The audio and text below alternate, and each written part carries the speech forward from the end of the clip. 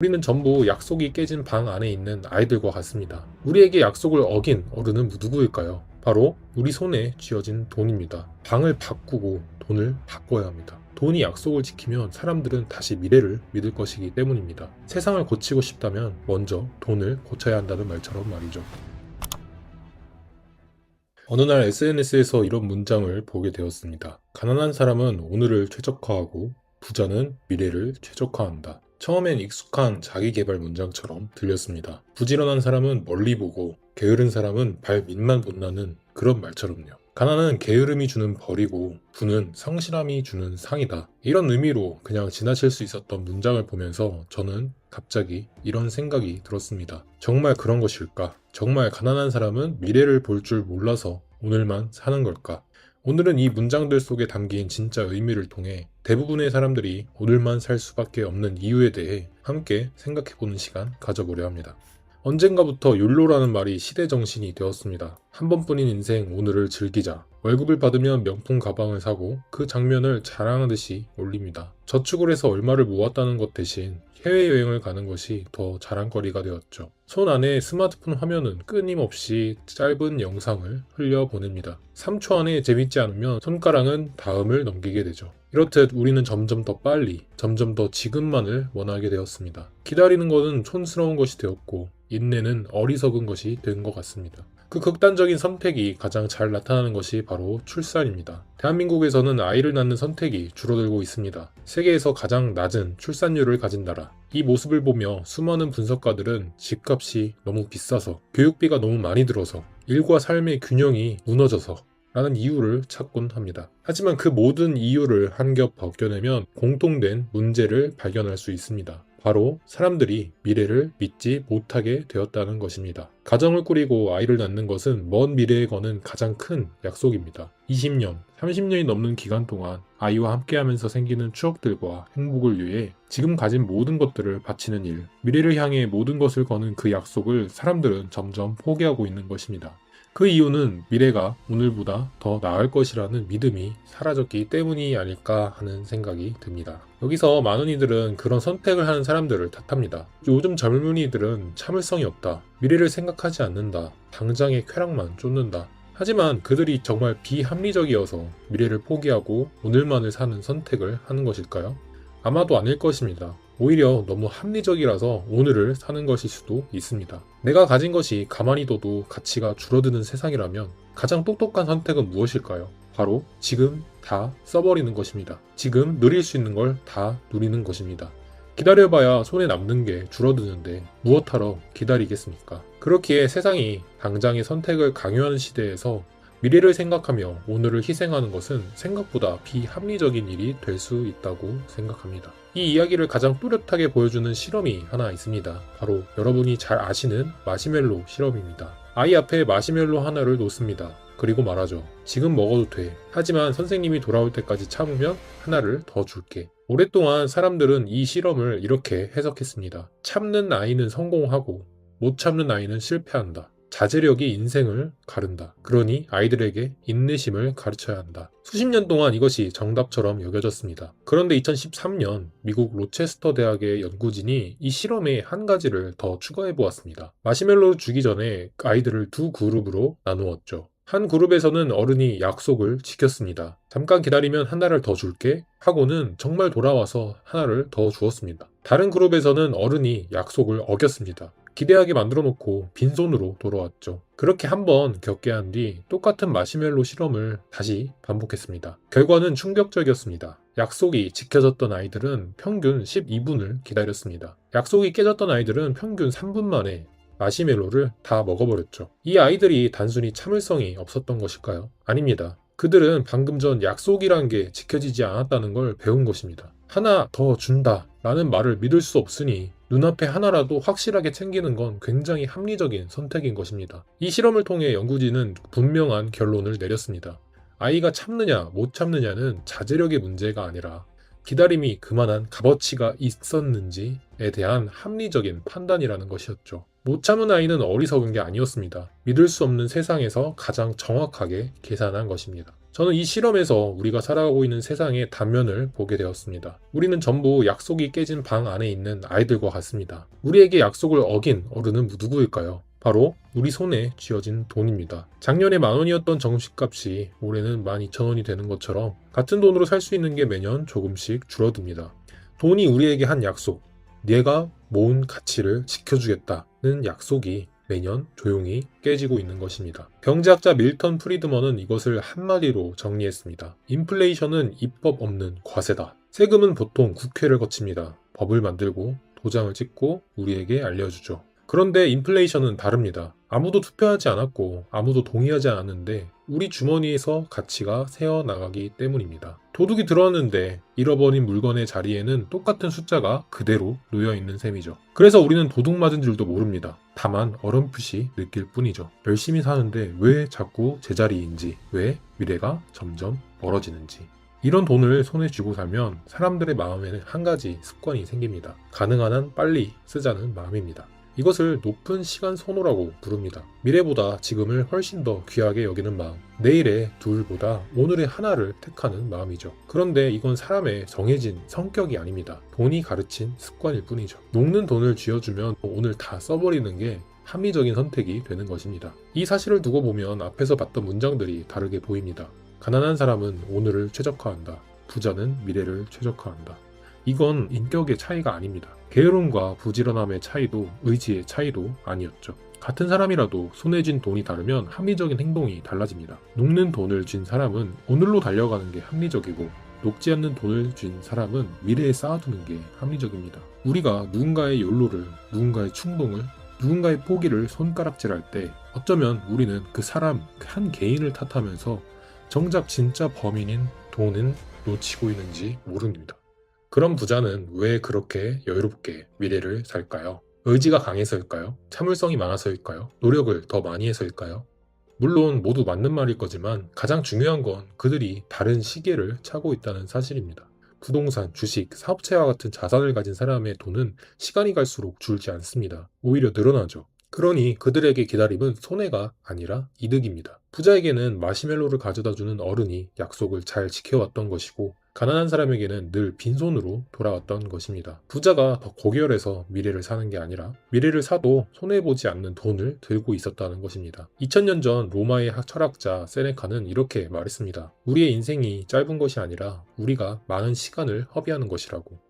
오랫동안 게으름을 꾸짖던 이 말이 어쩌면 우리가 시간을 함부로 쓰는 게 아니라 빼앗기고 있었던 건 아닐까 하는 생각이 들곤 합니다. 미래에 무언가를 쌓을 수 없는 세상이라면 시간을 아껴서 무엇에 쓸까요? 저축이 벌받고 소비가 상을 받는 판에서 시간을 허비하는 것은 게으름이 아니라 적응이 아닐까요? 세네카 시대에는 돈이 금이었습니다. 쉽게 찍어낼 수 없는 돈이었죠. 그가 미래를 이야기할 수 있었던 건 어쩌면 그의 시계가 우리가 가지고 있는 시계보다 정직했기 때문일지도 모른다는 생각이 들기도 합니다. 하지만 우리에게는 비트코인이 있습니다. 2100만 개로 한정된 영원히 그 이상은 만들어지지 않는 돈. 누구도 어떤 정부도 어떤 중앙은행도 더 찍어낼 수 없는 돈. 우리가 잠든 사이 누군가 몰래 더 만들어서 우리 몫의 가치를 빼가는 일이 없는 돈. 이건 인류가 정말 오랜만에 다시 손에 쥐는 약속을 지키는 돈입니다. 돈이 약속을 지키기 시작하면 인생이 바뀌기 시작합니다. 마시멜로 실험을 다시 한번 생각해 보시길 바랍니다. 방 안에 약속을 지키는 어른이 들어왔을 때, 기다리면 정말로 하나를 더 받게 되었을 때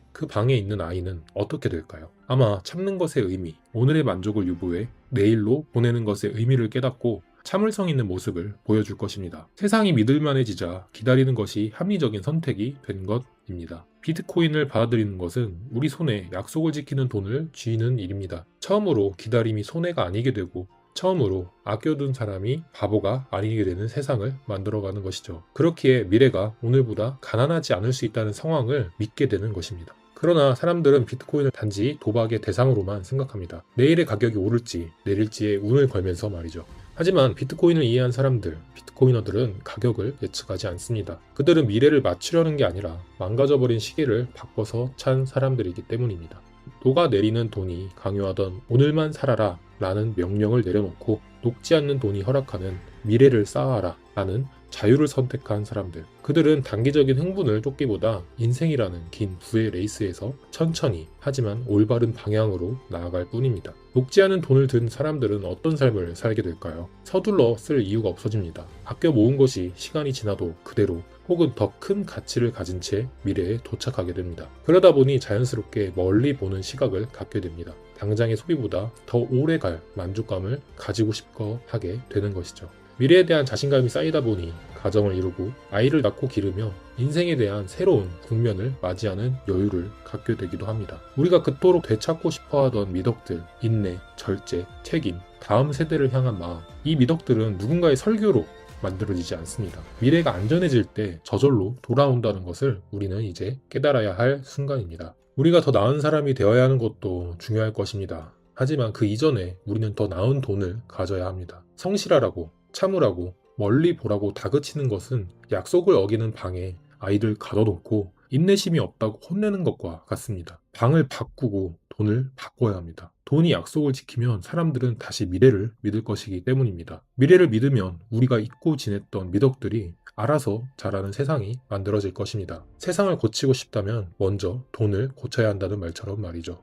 가난한 사람은 오늘을 최적화한다. 부자는 미래를 최적화한다. 그 사이를 가르는 것은 노력도, 재능도, 절제력도 아니라 어떤 돈을 손에 쥐고 있느냐, 그 하나가 사람을 오늘에 묻기도 하고 미래로 풀어주기도 한다는 것을 깨달아야 한 때입니다. 만약 여러분이 지금껏 오늘만 살아왔다면 스스로를 너무 탓하지 마시길 바랍니다. 단지 게으르거나 어리석기 때문이었다기보다 그저 약속이 깨어지는 방 안에서 살아남기 위해 누구보다 정직하게 살아남을 뿐입니다. 그러니 이제 그 방에서 나오시길 바랍니다. 여러분의 손에 쥐어진 돈이 무엇인지 바라봐 보세요. 녹아내리는 돈을 들고 있는 한 여러분은 영원히 오늘만 최적화하게 됩니다. 녹지 않는 돈을 든 순간 비로소 미래가 여러분의 것이 될 거라는 걸 기억하시길 바랍니다.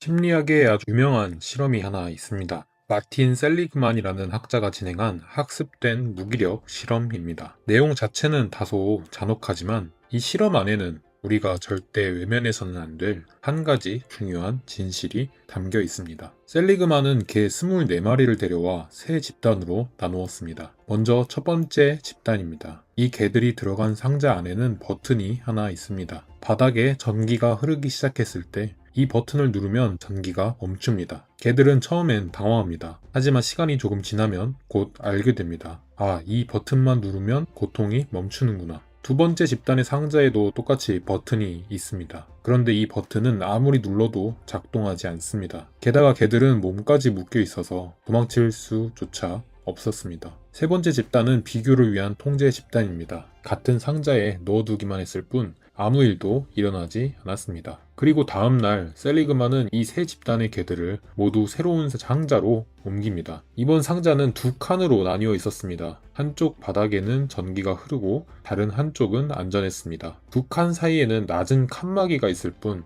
어떤 개라도 마음만 먹으면 쉽게 뛰어넘을 수 있는 높이였습니다. 그리고 전기를 흐르게 합니다. 첫 번째 집단의 개들은 곧바로 옆 칸으로 뛰어넘었습니다. 세 번째 집단의 개들도 똑같이 뛰어넘었습니다. 그런데 두 번째 집단의 개들은 뛰어넘지 않았습니다. 그저 그 자리에 엎드려서 흐르는 전기를 그대로 받아내고만 있었습니다. 옆 칸이 분명히 비어 있는데도 칸막이가 그토록 낮은데도 말입니다. 이것이 바로 학습된 무기력입니다. 내가 무엇을 하든 결과가 바뀌지 않는 경험. 그 경험이 반복되면 우리는 결국 시도하는 것 자체를 멈추게 된다는 것입니다. 새로운 상자에서는 분명히 탈출이 가능했습니다. 하지만 두 번째 집단의 개들은 어제의 그 상자를 마음속에 그대로 가지고 있었던 것입니다. 그들의 몸은 새로운 상자 안에 있었지만 그들의 정신은 여전히 어제의 상자 안에 갇혀 있었던 것이죠. 이 실험이 정말 무서운 이유는 따로 있습니다. 이것이 단지 개에게만 해당되는 이야기가 아니라는 점입니다. 셀리그만은 이후 인간을 대상으로 한 여러 후속 연구들을 통해 같은 원리가 우리 인간에게도 그대로 적용된다는 사실을 밝혀냈습니다. 통제할 수 없는 경험에 반복적으로 노출된 사람은 나중에 충분히 통제할 수 있는 상황이 와도 시도하지 않는다는 사실입니다.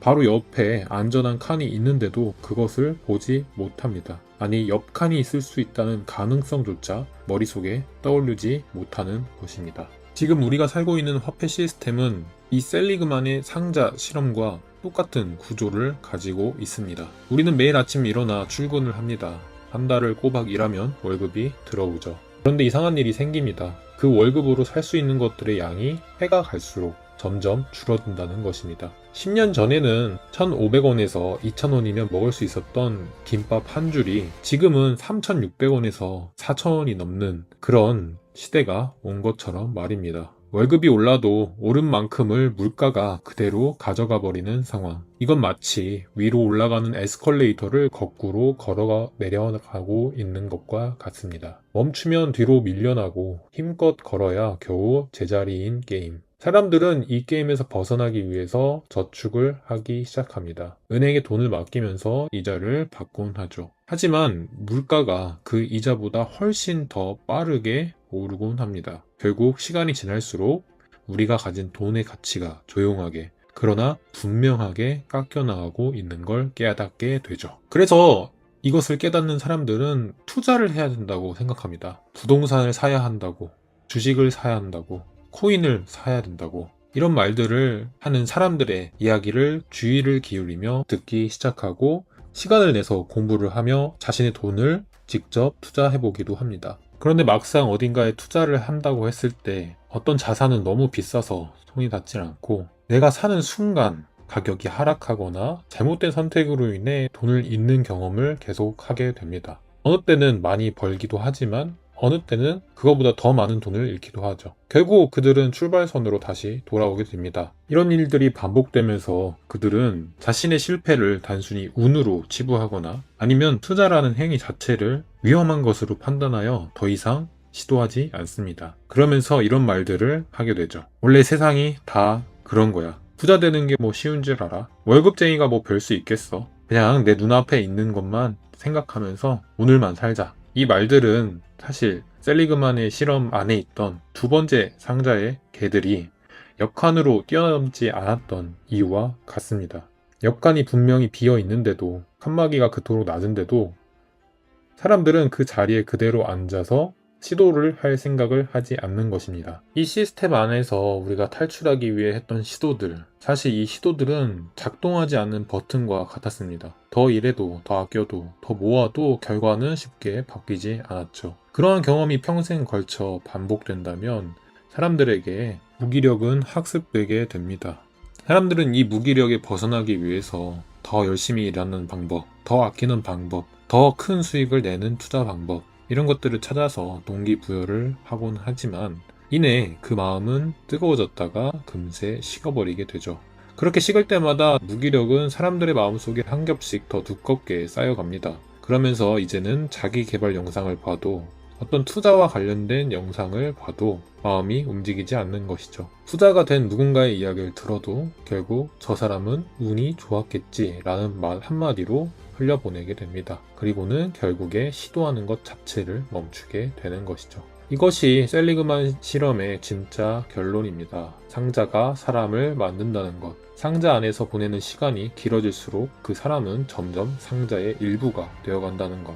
우리가 마주하고 있는 이 법정화폐라는 시스템 안에서 우리가 그동안 해왔던 모든 결심과 노력들은 사실 두 번째 상자 안에서 작동하지 않는 버튼을 누르는 일과 조금도 다르지 않았다는 것을 우리는 깨달아야 합니다. 우리는 노력하지 않았던 게 아닙니다. 의지가 약했던 것도 아닙니다. 그저 평생 동안 작동하지 않는 버튼을 눌러왔을 뿐인 것이죠. 영화 매트릭스에는 잊을 수 없는 장면이 있습니다. 모피어스가 네오에게 두 알의 약을 내미는 그 장면입니다. 파란 약을 먹으면 모든 것이 원래대로 돌아갑니다. 침대에서 다시 깨어나고, 다시 출근하고, 다시 월급을 받고, 어제와 똑같은 자리에 앉게 되죠. 빨간 약을 먹으면 지금까지 내가 살아왔다라고 믿었던 그 세상이 사실은 무엇이었는지를 그제서 비로소 마주하게 되는 것이죠.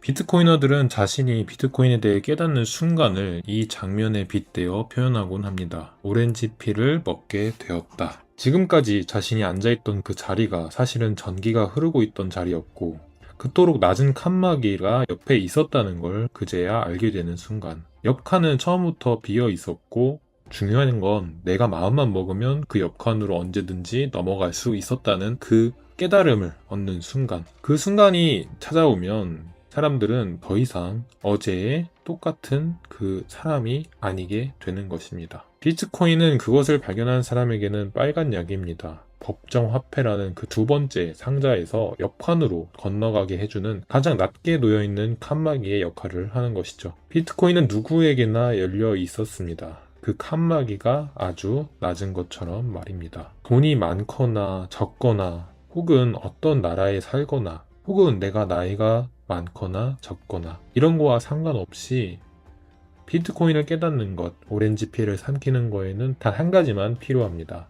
바로 옆칸이 비어 있었다는 사실. 그 사실을 깨닫고 옆칸으로 넘어갈 수 있는 용기. 그거 하나만이면 충분하죠. 영화 속에서 네오는 약을 삼킨 직후 깨어납니다. 그리고 그가 깨어나서 본 세상은 지금까지 알고 있던 세상이 아니었죠. 그는 한동안 어지러워합니다. 메스꺼워합니다. 자신이 알던 모든 것이 환상이었다는 사실 앞에서 잠시 무너집니다. 비트코인을 처음 이해하게 된 사람들도 비슷한 시간을 경험하게 됩니다. 어제까지는 너무나 당연했던 것들이 하나둘 낯설게 보이기 시작하기 때문이죠. 은행에 돈을 맡기는 그 익숙한 행위가 갑자기 이상해 보이기도 하고 매년 발표되는 물가 상승률이라는 그 숫자가 실제로 무엇을 의미하는지 비로소 보이기 시작합니다.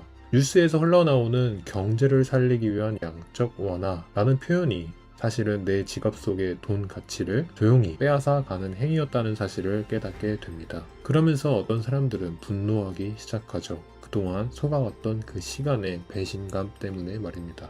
그러나 이 분노는 오래가지 않습니다. 왜냐하면 옆칸이 비어있다는 사실을 이미 알아버렸기 때문입니다. 알아버린 사람은 더 이상 화만 내고 있을 수는 없죠. 그래서 움직이기 시작합니다. 빨간 약을 삼킨다는 것, 비트코인을 이해하게 된다는 것, 오렌지 필을 삼킨다는 것은 단순히 인식이 바뀌는 걸로 끝나지 않습니다.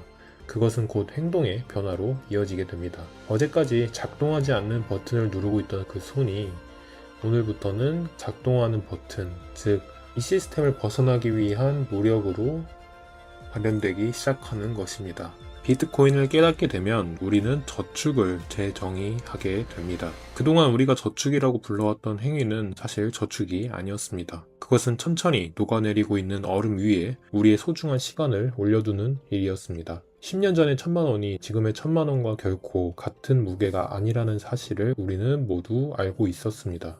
하지만 모르는 척 살아왔을 뿐이죠. 진정한 저축이란 시간이 흐를수록 가치가 보존되거나 오히려 늘어나는 자산에 내 노동의 결과를 옮겨두는 일입니다. 시간이 흐를수록 가치가 줄어드는 자산은 그것이 무엇이라고 불리든 저축이 아니게 되는 것이죠. 우리는 저축이란 단어를 어느 순간 도둑 맞은 시대에 살고 있었습니다.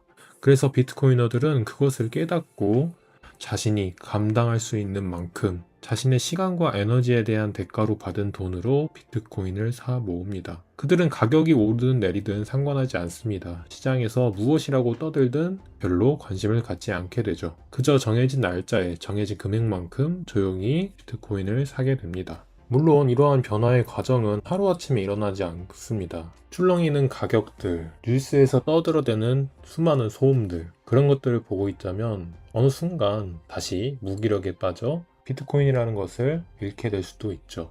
그러나 시간이 지나서 비트코인이 지금보다 더 많은 가치를 가지게 되었을 때, 즉 구매력 상승이라는 그 작은 성공의 경험을 한 번이라도 맛보게 된다면 그 사람은 어떤 상황이 와도 내가 가진 시간과 에너지의 가치가 보존되고 늘어날 수 있다는 것을 알기 때문에 쉽게 흔들리지 않게 됩니다. 쉽게 무기력에 빠지지 않게 되죠. 어떤 시점에서 시작했든 비트코인을 4년 이상 보유한 사람들 중에서 손실을 본 사람은 거의 없습니다. 1년이라는 시간 안에는 가격이 절반이 되기도 하고 2배가 되기도 하죠. 그러나 시간의 단위를 점점 늘려갈수록 무엇이 일어나고 있는지가 점점 더 명확해집니다. 비트코인의 공급은 정해져 있습니다. 그러나 법적 화폐의 공급은 계속해서 늘어나죠. 분자가 일정한데 분모가 끝없이 커지면 그 비율은 오직 한 방향으로만 움직이게 됩니다. 이 사실을 머리로 알게 된다면, 몸으로 경험하게 된다면 지금 느끼고 있는 이 두려움과 다른 평안함을 느낄 수 있습니다. 이 피아트 시스템이 만들어낸 무기력에서 벗어난 사람들의 일상은 어떻게 달라질까요? 겉으로 보기에는 크게 다르지 않을 겁니다. 여전히 출근을 하고, 여전히 일을 하고, 여전히 월급을 받을 테니까요. 그러나 그 사람의 인생 안에서 벌어지는 일들은 완전히 다른 방향으로 흘러갑니다. 미래에 대한 확신을 가지고 현재에 대한 무기력에서 탈출한 사람들은 더 이상 현재를 불평하거나 미래를 비관하거나 타인과의 비교를 통해 자신을 옭아매는 행동들을 하지 않게 되기 때문이죠. 수십 년에 걸쳐 이 시스템이 우리의 부모 세대와 그 부모의 부모 세대까지 오랫동안 가두어둔 상자 안에서 탈출한다는 건 생각보다 엄청난 용기가 필요한 일일 겁니다. 그 안에서 평생을 살아온 사람들에게 옆 칸으로 넘어가라 라는 말은 처음에는 거의 들리지 않을 수도 있습니다. 그러나 그 말이 들리는 순간은 반드시 찾아오게 됩니다. 누군가는 한 권의 책으로, 누군가는 한 편의 영상으로, 또 누군가는 친구의 짧은 한마디로 인해 그 옆에 우리가 탈출할 수 있는 칸이 있었다는 사실을 깨닫게 되는 것처럼 말입니다. 어느 순간 그 일은 여러분에게도 찾아올 것이고 여러분이 아끼는 사람들에게도 반드시 찾아올 것입니다. 그 순간에 필요한 것은 거창한 결심이 아닙니다. 10,000원어치의 비트코인을 사보는 일, 그리고 그것을 셀프 커스터디 하는 일, 그리고 비트코인에 대해서 공부해보고 우리가 살고 있는 피아트 시스템에 대해서 생각해보는 일. 그렇게 1년이 지나고 2년이 지나고 5년이 흐르면 어느 날 문득 깨닫게 될 것입니다. 내가 눌렀던 그 버튼이 마침내 작동했다는 사실을 말이죠. 내 노력이 더 이상 허공에서 증발하지 않았다는 사실을, 시간이 비로소 내 편이 되었다는 사실을 깨닫는 순간 무기력은 결코 우리의 운명이 아니었다는 것을 알게 될 겁니다. 여러분은 이미 빨간 약을 손에 쥐고 있습니다. 그것을 삼킬지 삼키지 않을지는 오직 여러분의 선택입니다. 비트코인을 통해 인생의 주권을 찾는 여러분들이 되시길 바랍니다.